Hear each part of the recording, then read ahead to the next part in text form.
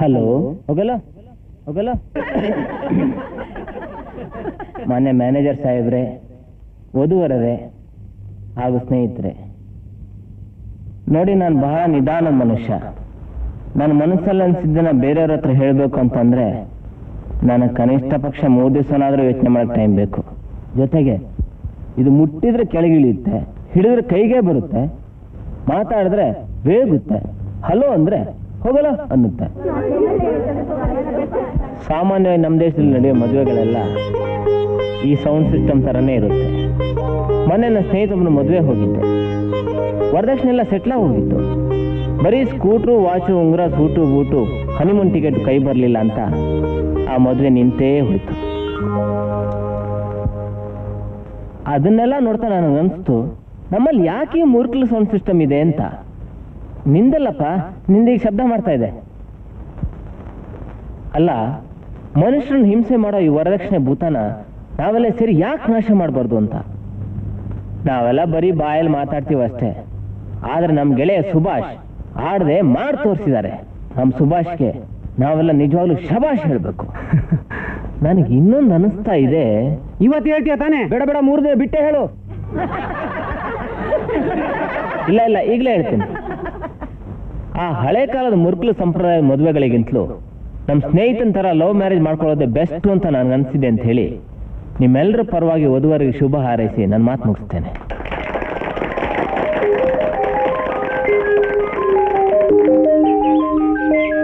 ಈಗ ನಿನ್ನ ಹೆಂಡತಿನ ನಿಜವಾಗ್ಲೂ ಲವ್ ಮಾಡಿ ಮದ್ವೆ ಅದೇನ? ಕೋಪ ಮಾಡ್ಕೋಬೇಡುವ. ಇದನ್ ಕೇಳೋದಕ್ಕೆನಾ ನಿನ್ ಪಾರ್ಕ್ ಕರ್ಕೊಂಡು ಬಂದಿದ್ದು? ಅಲ್ವೋ, ಇದಕ್ಕಿಂತಲೂ ಒಂದು ಇಂಪಾರ್ಟೆಂಟ್ ವಿಷಯ ಇದೆ, ಸುಮ್ಮನೆ ಕೇಳಿದ್ದು ಕೇಳು. ಈಗ ನಿಮ್ಮಿಬ್ರದ್ದು ಲವ್ ಮ್ಯಾರೇಜ್ ತಾನೆ? ಹೌದು. ನಿಮ್ಮಿಬ್ರು ಆ ಲವ್ ಹೇಗೋ ಶುರುವಾಯ್ತು? ನೀನ್ ಏಟ್ ತಿಂತ್ಯ ಈಗ? ಕೋಪ ಮಾಡ್ಕೋಬೇಡುವ. ಇದೇನಾ ಇಂಪಾರ್ಟೆಂಟ್ ವಿಷಯ? ಇದೆಲ್ಲ ಕಣೋ, ಇವ್ರ ಮುಂದಿನ ಭಾಗ ಇಂಪಾರ್ಟೆಂಟು. ನೋಡ, ನಾನು ಅವಳು 6 ತಿಂಗಳು ಬರೀ ನೋಡ್ತಾ ಇದ್ವಿ.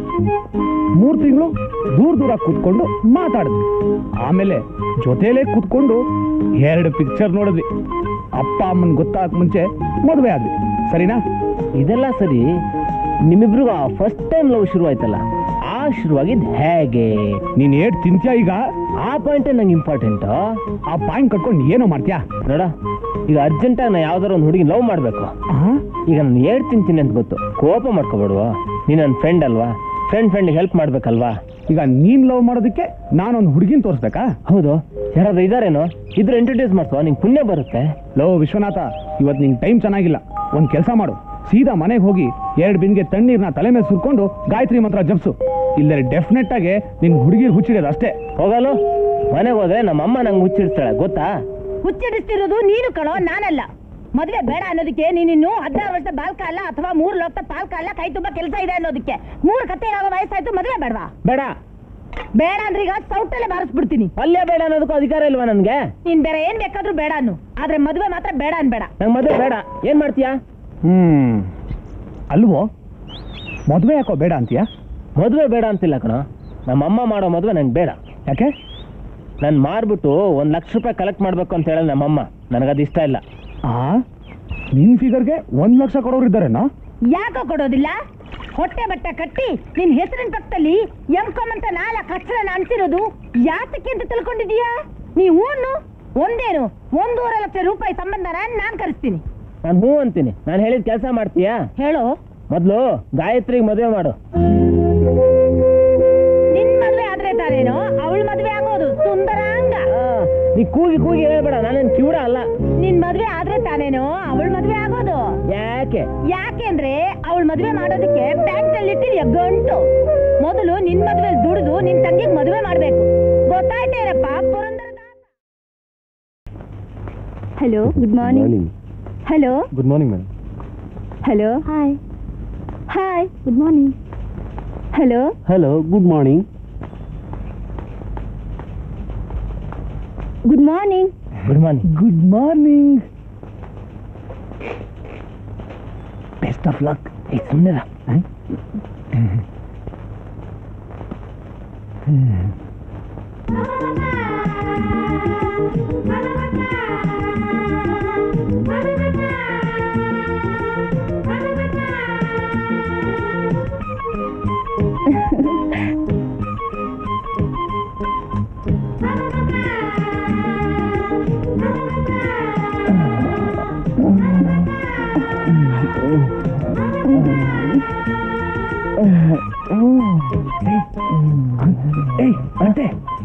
ಅವ್ನು ನೋಡಿ ನಗ್ತಾ ಇದ್ರೆ ಕಣ್ಣು ಮುಚ್ಕೋತಲ್ಲ.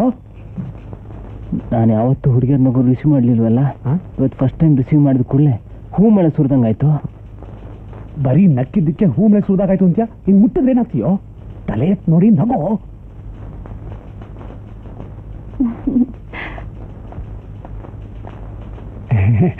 Hello hello. ಯಾಕೊಂಥರ ಇದ್ದೀರಲ್ಲ, ಮೈ ಹುಷಾರಿಲ್ವಾ? ಚೇಚೆ ಹಾಗೇನಿಲ್ಲ, ನಾನು ಚೆನ್ನಾಗೇ ಇದ್ದೀನಿ. ತಗೊಳ್ಳಿ. ಚೆಕ್ ಮಾಡ್ಬಿಟ್ಟು ಕಳಿಸ್ತೀನಿ. ಅದು ಫೈಲ್ ಅಲ್ಲ, ನನ್ನ ಮದುವೆ ಇನ್ವಿಟೇಷನ್. ಈ ತಿಂಗಳು 24ನೇ ತಾರೀಕು ನನ್ನ ಮದುವೆ ಇದೆ, ಖಂಡಿತ ಬರಬೇಕು.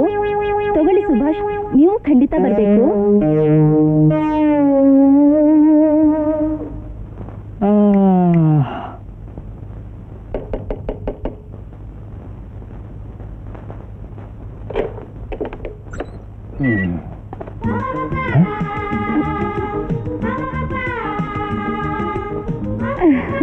ಅರೆ, ನಮ್ಮನೇಲಿ ಒಬ್ಳು ಇದ್ದಾಳಲ್ಲ, ನಾನು ಇವಳಿಗೆ ಟ್ರೈ ಮಾಡ್ಲಿಲ್ವೇ? ಕೈಯಲ್ಲಿ ಬೆಣ್ಣೆ ಇಟ್ಕೊಂಡು ತುಪ್ಪು ಹುಡುಕ್ತಾ ಇದ್ದೀನಲ್ಲ. ದಾರಿ ಬಿಡಿ. ಮಾಲಾ, ಏನದು ಕೈಲಿ ಹಾಲ?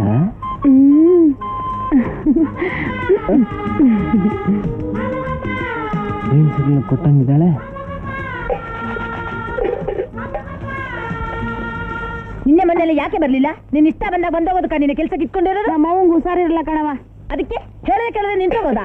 ಸಂಬಳ 2 ದಿವಸ ಕೊಡೋ ತಡವಾದ್ರೆ ಪಾತ್ರೆ ಮೇಲೆ ಮಸಿ ಹೋಗಲ್ಲ, ಬಟ್ಟೆನಲ್ಲಿ ಕೊಳೆ ಕಳೆಯಲ್ಲ. ಅದನ್ನ ಮಾತ್ರ ನಾವು ಕೇಳೋ ಹಾಗಿಲ್ಲ ಅಲ್ಲ? ಛೇಚೆ.